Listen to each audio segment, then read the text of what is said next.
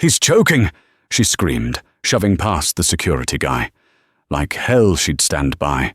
80,000 in debt, Mum's meds on the line. No time for protocols, just Heimlich, hard. Crack a rib? Better than a funeral. One chunk of lobster. Later, Arthur Vance lived.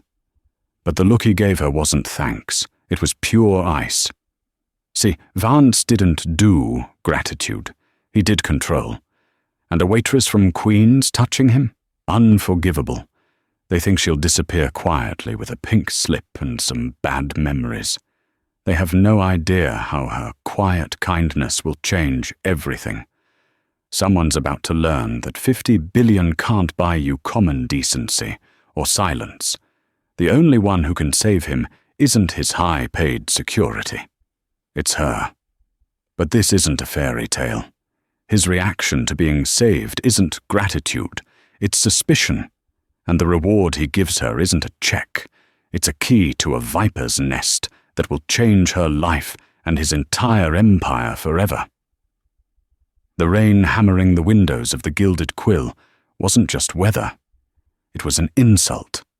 It was a cold, driving October rain that found every crack in Maya Sanchez's worn-out Walmart sneakers on her 2-mile walk from the subway, ensuring she started her shift with the damp chill of failure seeping into her socks. The Gilded Quill was not a place for damp socks. It was an Upper East Side institution, a hushed cathedral of wealth, where old money and new tech money converged to whisper over $500 tasting menus. The lighting was meticulously designed to make 70-year-old skin look 50, and to make the Cartier diamonds on the patrons' wrists sparkle like captured stars. Maya, 26, was a ghost in this cathedral. Her job was to be invisible, efficient, and pleasant, all while juggling the crushing weight of reality. That reality was $82,000, or $150 in student loan debt from 22 years at NYU, a dream of an art history degree that evaporated when her mother, Maria, was diagnosed with multiple sclerosis. Now her life was a repeating cycle of double shifts. The acrid smell of the industrial dishwasher and the quiet, agonizing math of deciding between her mother's metforminian prescription and the bright red final notice on her coned utility bill. Sanchez, Section 4, Booth 12 is complaining the Aeon is too warm, barked Dimitri, the floor manager. Dimitri was a man who believed a tight waistcoat could compensate for a hollow soul. Untuck in that blouse. This isn't a diner. Yes, Dimitri. Sorry, Dimitri, Maya murmured, her fingers automatically smoothing a blouse she'd ironed at 5 a.m. She navigated the floor with an expertise born of desperation. She was the best waitress they had, though Dimitri would die before admitting it. Maya didn't just serve, she observed. She knew that the couple in booth 7 was celebrating an anniversary. He kept checking his Rolex. She kept touching her new necklace. She knew the man at table 3 was a food critic. He was using his phone to photograph the seams of the tablecloth. And she knew the family at table 9 was a disaster. The wife was texting under the table. The husband was on his third Macallan 25. And the teenage daughter looked like she'd rather be anywhere else.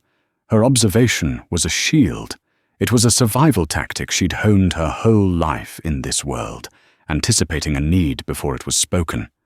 A refilled water glass, a fresh steak knife was the only way to earn the 205% tips that kept her and her mother afloat in their drafty Atoria. Queen's apartment. Her feet throbbed.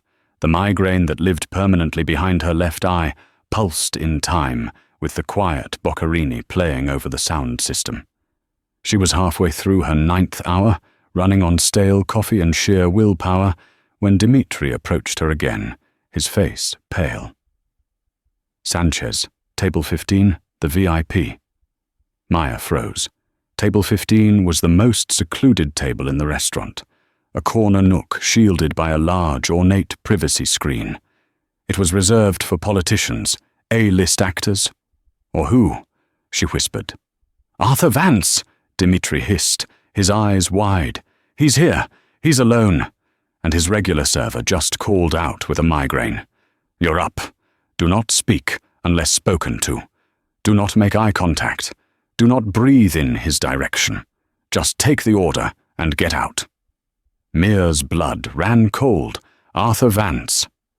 No one saw Arthur Vance. He was a phantom, a titan of global logistics and shipping who was rumored to be worth north of $50 billion. He was the city's invisible landlord, the man who, as the New York Post loved to say, was as reclusive as Hughes, as rich as Bezos. He hadn't been photographed in public in a decade. Standing beside Dimitri was a new face, a man in a Tom Ford suit, so sharp it could cut glass. He had a clear earpiece and eyes that scanned the room with terrifying, detached intensity. This was Mr. Thornton, Vance's legendary head of security and professional shadow. "Miss Sanchez." Thornton's voice was like gravel ice. "Mr. Vance will be ordering the DOA Soul Moon Air. He requires a bottle of Sasakaya, 1985, to be decanted at the table. Do not interrupt him. He clears throat, is reading. Do you understand?" "Yes, sir," Maya said, her voice barely a whisper. She grabbed her silver tray, her hands shaking so badly she had to grip the edge until her knuckles turned white. This was it. A man who could buy this entire city block, and she was terrified of spilling his water. She rounded the privacy screen and saw him. He was older than she expected, perhaps in his late 70s, with a shock of white hair and a face carved from granite. He was, as promised, reading a thick leather-bound book, ignoring her completely. A Peck Phipe watch gleamed faintly on his thin wrist. "Sir," she said softly, setting down the water. Your server for this evening." He didn't look up. He simply grunted and waved a dismissive hand. Maya nodded to the empty space, her face burning with humiliation, and retreated to fetch the wine. This, she thought, was her life, invisible to the men who owned the world. The Sasakaya was a $6,000 bottle of wine. Maya's hands were steady as she decanted it, a skill she'd practiced for hours with cheap vinegar in her apartment. She poured the ruby-red liquid into the crystal decanter with the reverence of a high priestess. Arthur Vance never once looked up from his book. She served the soul. He ate. She cleared the plate. He continued to read. Mr. the Thornton, the security man, stood like a statue, 10 F'd away, a sentinel watching his king. Maya was relieved. The ordeal was almost over. He had signaled for the check, which was already being processed by Dimitri at the front. All she had to do was clear the dessert plate, a small, untouched baked custard dessert. She approached the table. "Sir, may I take this for you?" Vance, annoyed by the interruption, looked up for the first time. Clear's throat.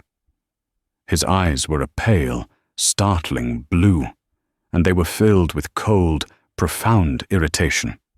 Clear's throat. He opened his mouth to dismiss her, perhaps to complain about the intrusion, but the sound that came out was not a word. It was a wet, choked gasp. His eyes widened in panic. His hand, thin and blue-veined, flew to his throat. He tried to stand, knocking his water glass over. The crystal shattered on the marble floor. Dimitri across the room jumped. Thornton lunged forward. "Mr. Vance!" "Sir." Vance was turning a horrifying shade of purple. He was choking. He wasn't coughing. He was making a silent, terrifying gurgling sound. "He's choking!" Maya yelled, her waitress training vanishing, replaced by a different, more urgent training. "Get back, miss," Thornton ordered, grabbing his radio. "Code red! Code red! Medical required at table 15. Get EMS! There's no time!" Maya shouted. Vance was collapsing, his frail body sinking back into the plush velvet booth. His eyes were rolling back. I said. "Get back," Thornton commanded, but he was frozen, a security man trained for bullets, not blockages. "I know the Heimlich," Maya screamed, pushing past the security guard. She didn't have time to ask. She grabbed Arthur Vance from behind, his frail, cashmere-clad body feeling like a bird's. He weighed almost nothing. She looped her arms around his waist, made a fist, and pulled. Once a wet, horrible sound, but nothing.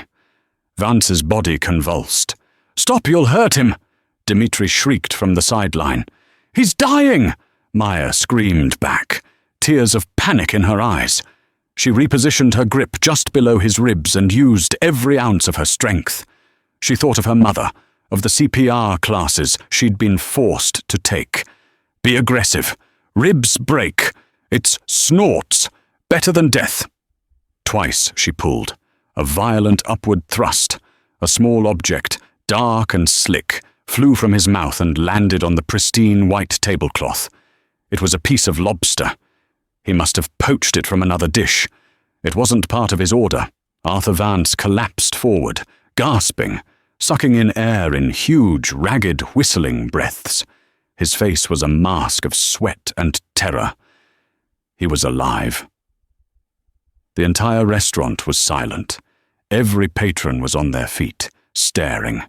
Mr. Thornton was at his side instantly, checking his pulse. "Sir, Mr. Vance, can you hear me?" Vance just coughed, his chest heaving. He looked bewildered. He looked at Thornton, then at the patrons, and then at Maya. Mia was breathing as hard as he was, her hands still baldled into fists, her uniform damp with his spilled water. Arthur Vance stared at her. There was no gratitude in his eyes. There was no relief. There was only a cold, burning indignity. He had been made vulnerable. He had been touched. 2 more security men and a private medical team. Vans apparently travelled with one burst through the restaurant's front doors. "Clear the room," Thornton bellowed. "Sir, we need to get you to the car. We're going to Mount Si," the private medic said, wrapping an oxygen mask around Vance's head. They bundled him up, a frantic swarm of dark suits. As they half-carried the disoriented billionaire out of the restaurant, his eyes never left Maya. He didn't say thank you. He didn't say anything. He just stared at her, with that same chilling, accusatory look. The door shut. The sirens wailed and then faded. Arthur Vance was gone. Maya was left standing in the wreckage.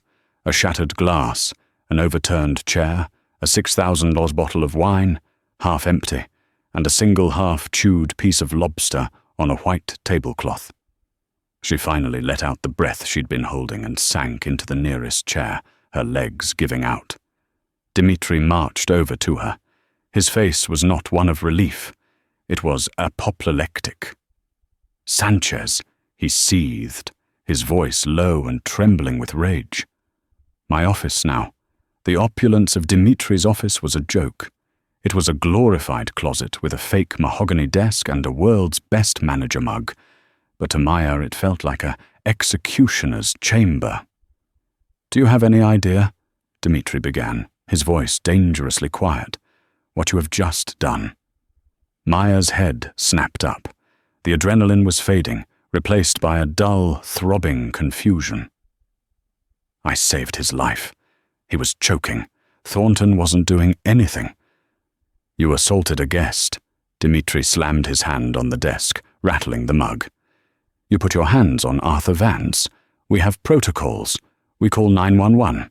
We wait for his medical team. We do not attack the clients." "He would have been dead," Maya said, her voice shaking, a new kind of anger rising. "He had seconds. I'm clear's throat, I'm certified. I'm trained in first aid for my mother." "I don't care if you're a brain surgeon," Dimitri spat. "Your job is to serve. You caused the scene. You embarrassed Mr. Vance. You broke $400 of Baccarat crystal. You have terrified our clientele. The investors at Table 7 left, and they said the atmosphere was ruined." Maya felt the blood drain from her face.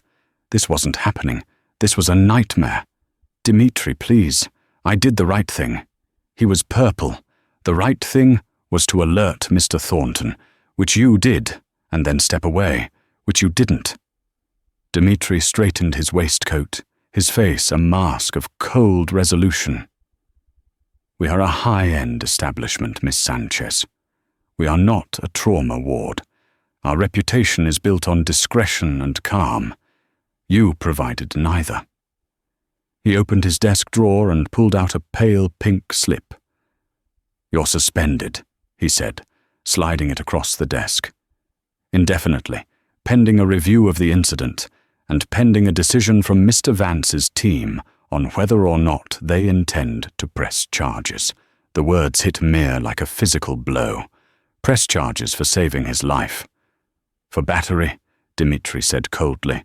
Now give me your apron and your keycard. You will be escorted from the premises. Maya couldn't speak. The injustice of it was so vast, so profound, it stole her breath more effectively than any piece of lobster. She was being punished for saving a man's life because that man was too rich to be saved by a nobody. She numbly unhooked her apron, the one stained with and sweat, and placed it on his desk. She dropped her keycard. A security guard, not one of Vance's, just the restaurant's building guard, was waiting at the office door. He walked her through the kitchen where the staff stared at her, their faces a mix of pity and fear. She was an example. Don't touch the gods. She was marched out the service entrance, into the alley, into the same cold, driving rain she'd arrived in. The door clicked shut behind her. The walk to the subway was a blur, the rain mixed with the hot, silent tears streaming down her face. It wasn't fair. It just wasn't fair. She got home to her tiny Atoria apartment at 11:30 p.m., clear as throat. Her mother, Maria, was asleep in her bedroom, the soft hiss of her humidifier filling the small space. On the kitchen counter where she'd left it that morning was the bright red coned bill. Final notice, 487 rolls and 50, disconnection scheduled for October 31st. That was in 3 days. Maya sank onto the cracked linoleum floor of her kitchen, pulling her knees to her chest. She had no job, she had no savings, and she had just saved the life of a man worth 50 billion, who was now deciding whether or not to have her arrested. She didn't just feel poor, she felt stupid.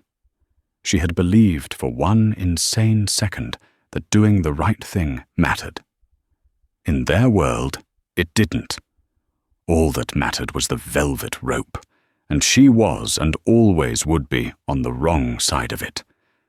She put her head in her hands, and for the first time in months, she truly wept. 2 days passed in a fog of panic and shame. Maya couldn't sleep.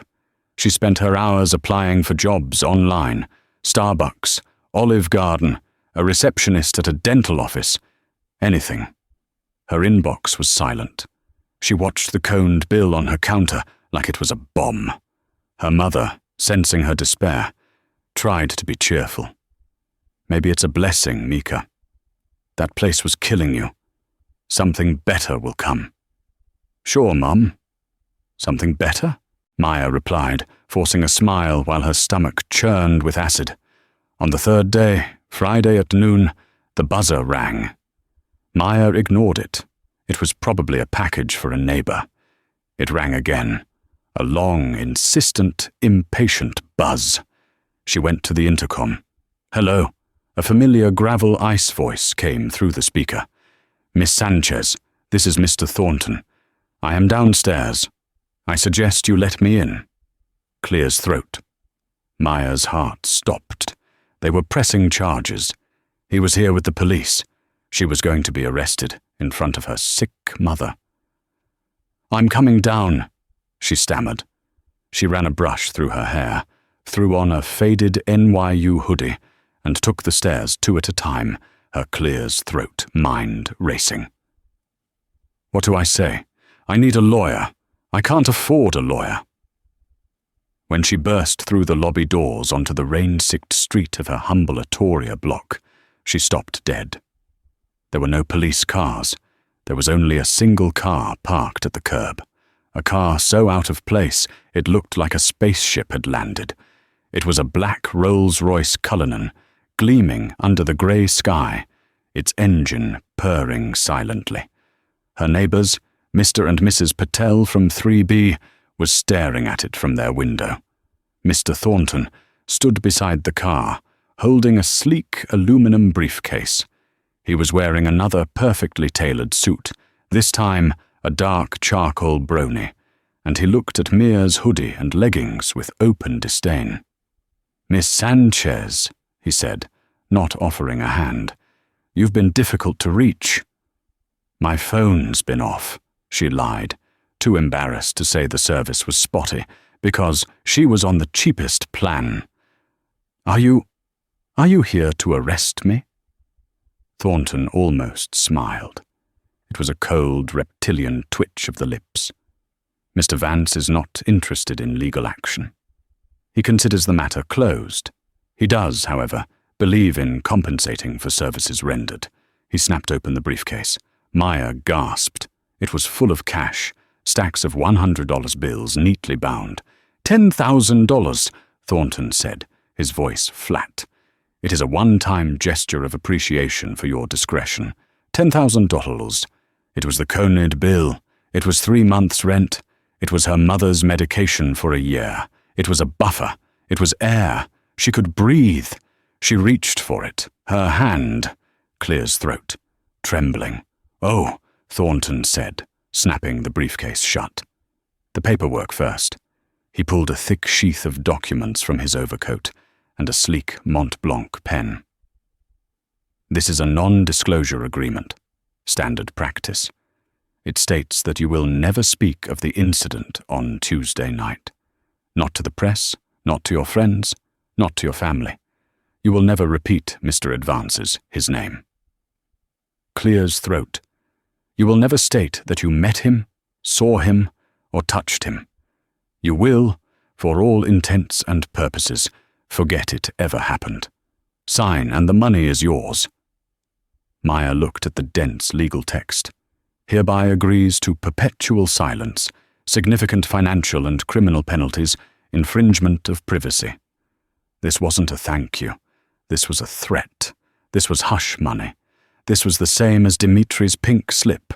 It was a transaction to make the nobody disappear. She looked at the briefcase. $10,000. Life-changing. She looked at Thornton's cold, expectant face. "No," Maya said. Thornton's eyebrow raised a fraction of an inch. It was the most emotion she'd ever seen from him. "I beg your pardon." "No," Maya said again, her voice stronger. The fear was suddenly gone, replaced by the same cold, burning anger from Dimitri's office. "I didn't do anything wrong. This document does not imply wrongdoing, Miss Sanchez. It ensures privacy." "It implies I'm a problem," Maya said, crossing her arms. "It implies you're buying my silence because I'm some gossip who's going to run to the New York Post. I saved his life. I didn't steal his wallet. I don't want to be paid to be quiet like I'm a blackmailer." "Miss Sanchez," Thornton said, his patience visibly thinning. "This is a very generous offer. I suggest you take it. Your employment status is precarious. This money would be very helpful to you," he knew. Of course he knew. He'd probably had her fired. "I know," Maya said, her eyes stinging. She looked at the Rolls-Royce. "That's how you people think, isn't it? That everyone has a price. That you can just wave a stack of cash and make the little people disappear." She took a deep breath. "You can tell Mr. Advance. Thank you for the offer. But I don't want his money, and I don't need to be paid to not be a terrible person." I wasn't going to say anything anyway. She paused. "But I won't sign a piece of paper that treats me like a criminal for doing the right thing. My dignity isn't for sale." She turned, her hoodie feeling like armor, and walked back into her apartment building, never looking back. She didn't see Mr. Thornton stare at her, the unsigned NDA in his hand, a look of utter, profound shock on his face. He got back into the Cullinan, opened his phone, and dialed a single number. "Sir," Thornton said into the phone, "we have a problem. She refused it." A long pause. "No, sir. Not negotiated. She refused it flat out. Said her dignity wasn't for sale." Another longer pause. Thornton listened, his eyes on the peeling paint of Mere's apartment building. "Yes, sir," he said, a new note of understanding in his voice. "I'll retrieve her immediately." The penthouse. An hour later, Maya was staring at the elevator doors. They were mother of pearl. She wasn't in a normal elevator. She was in a private lift, ascending the outside of 432 Park Avenue, the Needle Tower for billionaires, a place so tall it cast a shadow over Central Park. Thornton had returned. This time he hadn't asked. He'd informed. "Mr. Vance requires your presence now." Maya, still in her hoodie, but now wearing her damp Converse, had been bundled into the Rolls-Royce before she could protest. Her mother had watched from the window, her face a mask of confusion. The elevator opened directly into the penthouse. Maya had been to the Gilded Quill. She thought she understood wealth. She was wrong. This wasn't a home. It was a statement. The room was 10,000 square FT of white marble and glass. The Fendi furniture was so minimalist it looked unused. The 100 FT long wall of windows showcased a view of all of Manhattan, from the Statue of Liberty to the Bronx. It was the view of a god, a single, massive painting, a dark, brooding Rothko that Maya recognized from her art history books, hung on the only solid wall. It was probably worth 100 million, and in the center of it all, sitting in a stark, modern wheelchair, was Arthur Vance. He was not in his restaurant suit. He was in a simple navy blue cashmere robe and pajamas. He looked smaller, frailer. His face was bruised, a faint yellowing mark along his jawline. From me, Maya realized with a jolt from the Heimlich, Thornton stood by the door. "Miss Sanchez, sir." Vance waved a hand, and Thornton disappeared. They were alone. The silence stretched, broken only by the sound of the wind whipping against the glass 1400 FT above the city. "You're either a fool," Arthur Vance finally said, his voice a dry rasp, "or the first honest person I've met in 40 years. Maya didn't know what to say. I'm sorry if I hurt you, sir." He touched the bruise on his jaw. "You did? My physician says you cracked a rib, a floating rib." He wheeled himself closer, his pale blue eyes pinning her. Thornton is trained by Mossad. He knows how to disarm a man with a knife, how to stop a bullet. But in that moment, he froze. He saw me. He saw the money. He was afraid of a lawsuit. You just saw a man choking. He just to a stark white chair. "Sit." She sat. She felt like a stray cat brought into a laboratory. "You refused $10,000, he stated. "My nephew Jordan would shank a man in an alley for $10,000, and he's already worth 9 figures. Why?" "It was the paper," Maya said, finding her voice. "It was insulting. It assumed I was a threat." "Everyone," Vance rasped, "is a threat. Everyone wants something. My family, my board, my staff. They wait. They circle. They're vultures. They want my money, my company, my name. They're just waiting for me to die." He wheeled over to the window, looking down at the city. "I've built a global empire, Ms. Sanchez. Vance Logistics. We have 50,000 employees. We control 30% of the shipping in the North Atlantic. And it's all being run by idiots and thieves because I'm surrounded by yes men who are too scared or too stupid to tell me the truth." He turned back to her. "Then you come along a waitress. You save my life. You get fired for it. And when I send my man to buy your silence, You tell him your dignity isn't for sale. He laughed, a dry, coughing sound. It's the most ridiculous thing I've ever heard, and I believe you. I don't know what you want from me, Mr. Vance, Maya said. I have to get home to my mother, and I need to find a job. You have one, he said. Maya blinked. What? You have a job? You start Monday. You'll be working for me. Not for Vance Logistics. Not for the Gilded Quill. I bought the building it's in this morning, by the way. Dimitri is now the head of janitorial services for the whole block. A promotion. Maya's jaw dropped. You'll be working for the Vance Foundation, he continued, ignoring her shock. It's my charitable arm. It's a $50 billion fund, and it's the biggest den of thieves I own. What? What would I be doing? Maya asked, her head spinning. You'll be a junior analyst, he said, waving his hand dismissively. The title is meaningless. You'll be paid $150,000 a year. Maya stopped breathing. $150,000. Her student debt, her mother's care, her life. But that's not your real job, Van said, leaning in, his eyes sharp. Your real job is you work for me. You will be my eyes and my ears inside that foundation. You'll use those waitress skills, the ones you used on me. You observe. You watch the vultures. You see who's stealing, who's clear's throat lying, who's just wasting my time, and you report only to me. Sir, I'm not a spy. I'm an art history major. I make coffee. You're observant, Vance countered, and you can't be bought. That makes you more qualified than anyone on my payroll. My nephew Jordan Vance and his friend Sophia Croft run that foundation. They throw galas at the Met and congratulate themselves on awareness. I want to know where the money is really going. I want to know what they're hiding. He saw the hesitation in her eyes. Take the job, Miss Sanchez, he said, his voice softening just a fraction. Your coned bill will be paid by the time you get home. Your mother's medical bills will be covered fully by my private insurance starting today.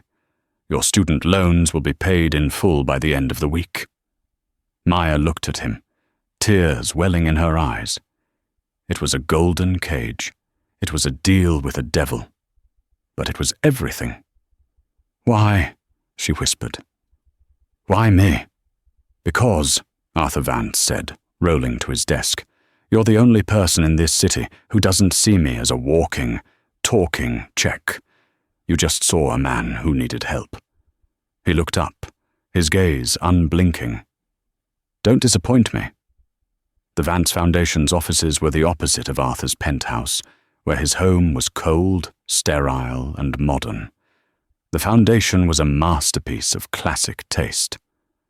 Located in a historic Soho building, it was all rich mahogany, plush velvet seating, and Clear's throat, abstract art that was colourful but meaningless. Maya started on Monday, dressed in the new simple black theory suit Thornton had arranged to be delivered to her apartment. She felt like she was in costume. She was introduced by a clipped HR manager as a new special projects analyst, a title so vague it was a flashing red sign of nepotism. The other analysts, all Ivy League grads with smug faces, looked her up and down once and dismissed her. Then she met the royalty. Oh, you're the new girl, Arthur's project. The voice was smooth, coated in honey and diamonds. Sophia Croft was the foundation's director. She was a woman in her 40s, poured into a Victoria Beckham dress with a blinding Harry Winston diamond on her finger. She was the queen of New York society. Her charity work was her entire personality. Welcome, darling. I'm Sophia. She didn't offer a hand. You'll be helping my team with the Children's Wellness Gala. It's our biggest event of the year. Mostly that means coffee runs and scheduling. The Keurig is for staff, but please feel free to use it. Just clean up after yourself. Standing beside her, smirking, was Jordan Vance. He was Arthur's great-nephew, a man in his late 30s with a Hamptons tan and the lazy, confident eyes of someone who had never worked a day in his life. "So you're the one who saved Uncle Arthur," Jordan said, his tone dripping with amused contempt. "Heard you gave him a good shake. Well done. Maybe you knocked some sense into him." He winked. "Try not to break anything expensive, sweetheart." They were a team, and they instantly saw her as the charity case, the waitress the old man had hired out of some senile whim. They set her up at a tiny desk in a high-tech hallway, her first task, sorting 5,000 embossed envelopes by zip code for the gala invitations.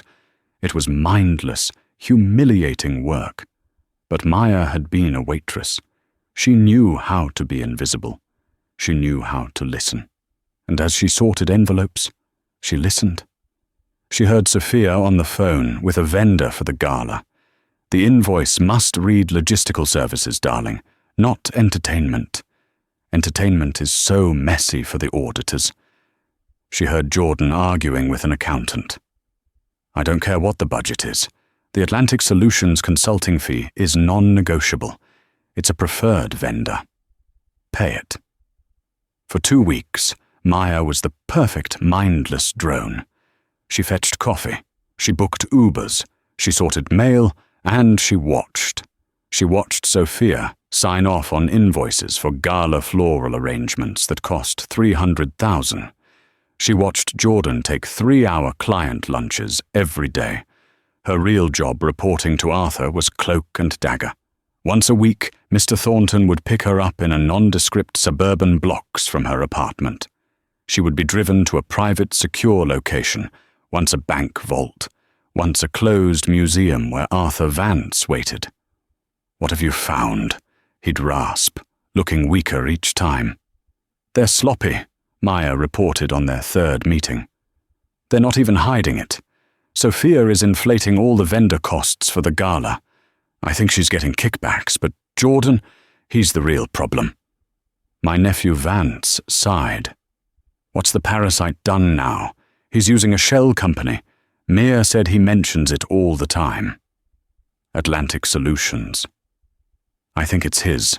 The foundation is paying this consulting firm millions of dollars for nothing. No reports, no deliverables. The invoices just say strategic advisory." Vance's eyes narrowed. "Proof. Miss Sanchez, I need proof, not just a waitress's hunch." The word stung, but she knew he was right. She went back to the office. She needed to see the files. But as a junior analyst, she was locked out of the main accounting service. This is where they underestimated her. They saw a waitress. They forgot she was also a broke, desperate student who had spent 2 years at NYU. She wasn't a hacker, but she was smart. Late one night when the office was empty, she sat at Jordan's desk. It was unlocked. Of course it was. He was arrogant. She didn't need to hack. She just needed to look. He had an Excel file on his desktop. It wasn't even password protected.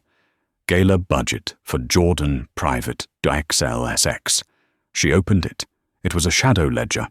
On one side was the official budget, the $300,000 for flowers. On the other was the actual cost column, $150,000.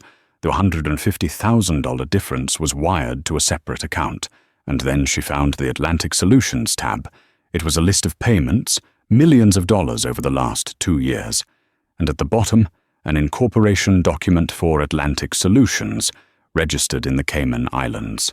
The sole listed director, Jordan D. Vance. She'd found it. The smoking gun. Perry's throat. She quickly emailed the file to a secure, anonymous Proton mail account she'd created for this purpose. She was about to log off when Sophia Croft walked back into the office. Working late, Sophia's voice was sharp, all the honey gone. She'd clearly come back for something she forgot. She looked at Maya, then at Jordan's computer screen, which Mia had frantically minimized. Sophia's eyes narrowed. "What are you doing at Jordan's desk?" He asked me to update a contact list for the gala. Maya stammered. Sophia slowly walked over. She was not stupid. She tapped the mouse, and the Excel file popped back up. She looked at the file name. She looked at Maya. Her face went pale, then flushed with a deep, furious red. "You," Sophia hissed, "are a dead woman." The next morning, Maya arrived at work to find her keycard had been deactivated. When she was finally let in by a security guard, Mr. Thornton was waiting for her in the lobby, along with 2 stone-faced members of the board and a furious Sophia. "Miss Sanchez," Sophia said, her voice dripping with fake, venomous regret. "We've uncovered a terrible discrepancy. It seems you've been abusing your position." Clear's throat. "What?" Maya said, her blood running cold. A full audit was conducted last night. One of the board members, a grim-faced man named Mr. Blevins, said, "We found $50,000 missing from the gala's petty cash fund, a fund it seems you were given access to." Maya's mind raced. I never touched that fund. I don't even have access." "Oh, but you do," Sophia said, holding up a printout. "Your login was used to authorize the wire transfer to an account in Queens, your home. It was a frame up. It was perfect. They'd found her digging, so they'd buried her.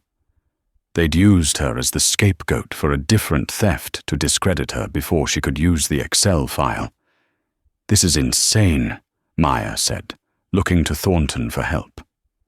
"Mr. Thornton, you know me. You know I wouldn't do this." Thornton's face was unreadable. "My orders are to escort you from the building, Miss Sanchez. You are suspended, pending a criminal investigation." "No," Maya shouted, panic rising. "They're lying. They're the thieves. I have proof. Jordan Vance owns Atlantic Solutions. Sophia is taking kickbacks. It's all in a file." Sophia laughed. "A file? What file?" "The file you illegally accessed on Mr. Vance's computer. A file you probably created to frame us. This is desperate, Maya. Sad, really. We tried to help you. We gave you a chance. And this is how you repay us." "Mr. Thornton," Clear's throat, "please," Maya begged, tears in her eyes. "You have to tell Mr. Vance. You have to let me talk to him." "Mr. Vance is unavailable," Thornton said, his voice flat. "He's been admitted to Mount Si. He's not taking visitors." The trap snapped shut. Arthur was sick. Her only protector was gone. Sophia and Jordan were in control. "Get her out of here," Blevins ordered. Thornton took her arm. As he pulled her toward the elevator, Mia felt a lifetime of failure crash down on her. They had won. The vultures had won. She was fired. She was about to be arrested, and the man who had trusted her was dying alone while his family robbed him blind. 2 days later, the emergency board meeting was held in the Foundation's largest conference room. Jordan Vance was at the head of the table, looking somber and in charge. Sophia sat at his right, dressed in mourning black.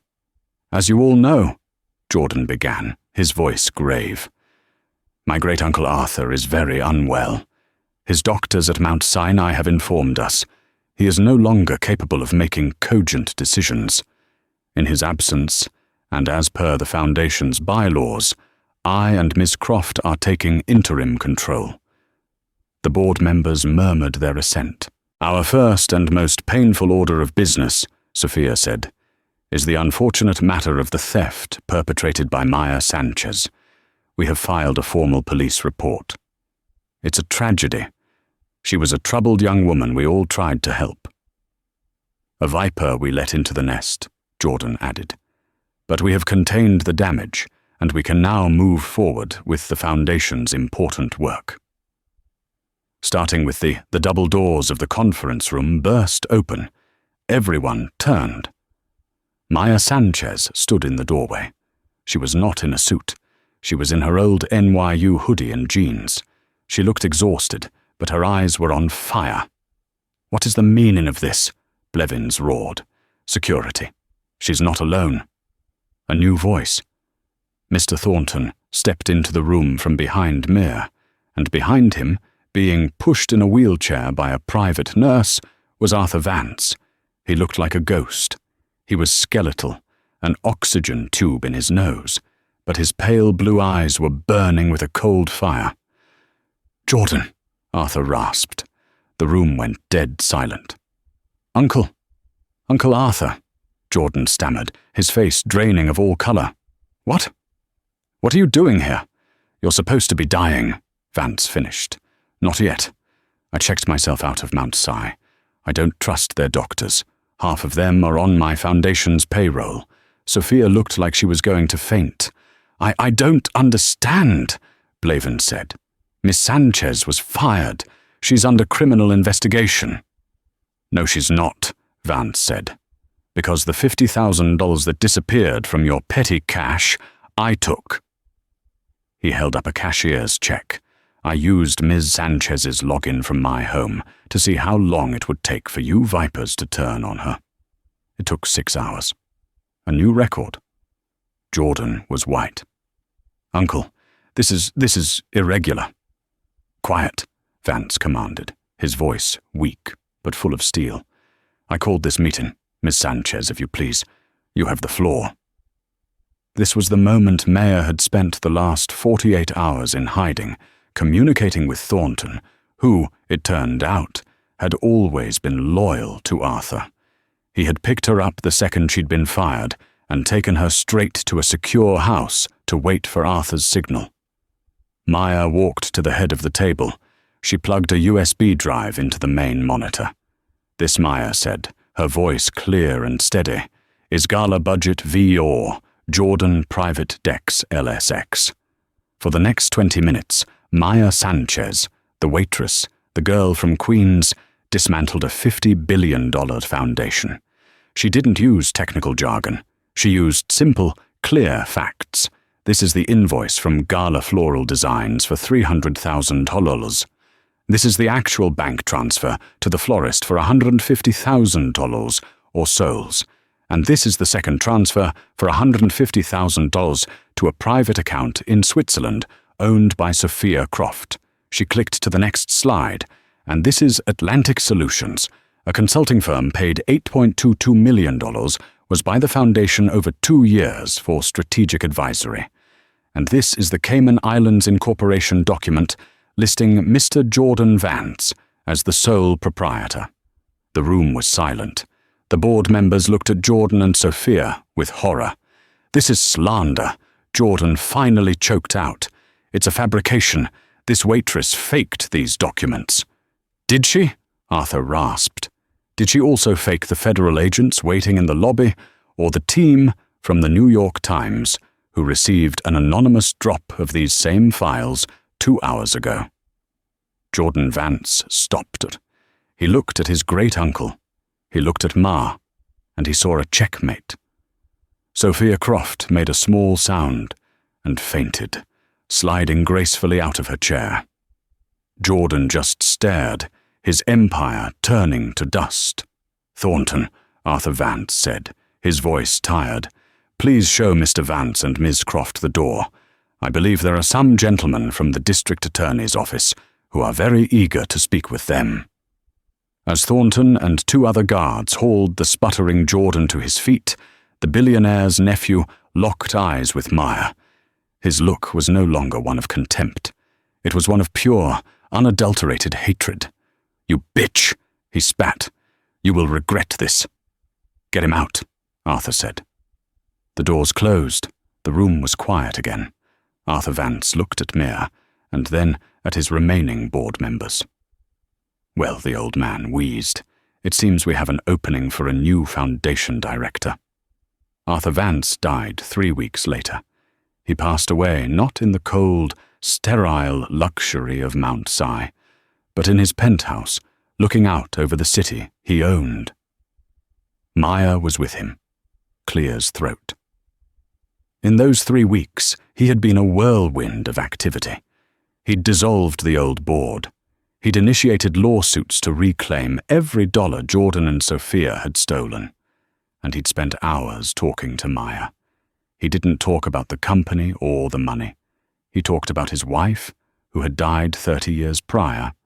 He talked about his first shipping boat.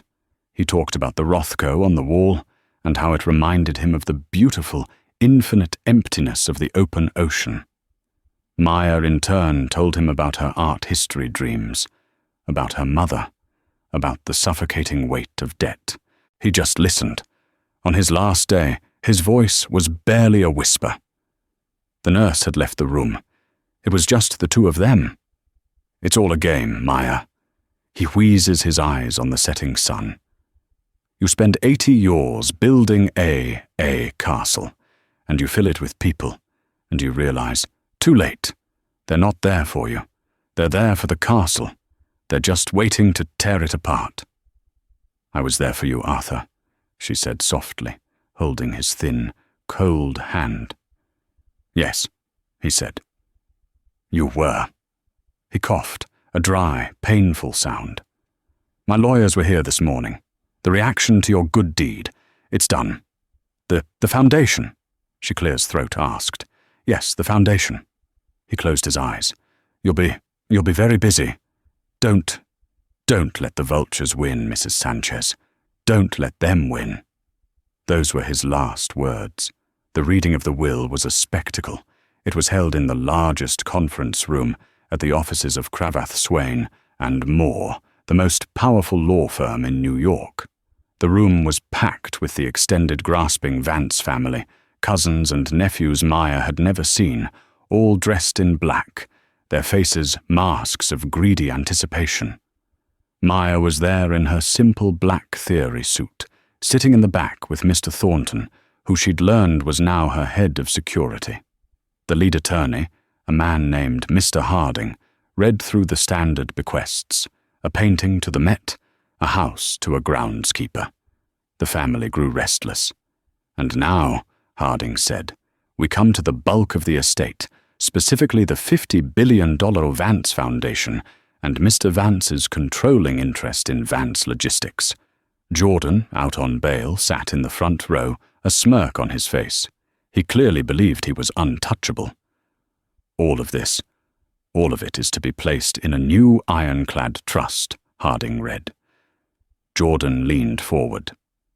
This trust, Harding continued, is to be governed by a single sole executive who will have absolute and total control over the Foundation's funds and the controlling votes on the Vance Logistics Board for the duration of her lifetime. Who? A cousin shouted from the back. Harding put on his glasses and looked at the last page. That sole executor is Miss Maya Sanchez of Atoria, Queens. The room exploded. Jordan Vance lunged to his feet, his face purple. This is a joke. The man was senile. She's a waitress. We will contest this. We will sue. You can certainly try, Mr. Vance, Harding said coolly. But your uncle was very thorough. He was evaluated by 3 separate psychiatric teams in his final month.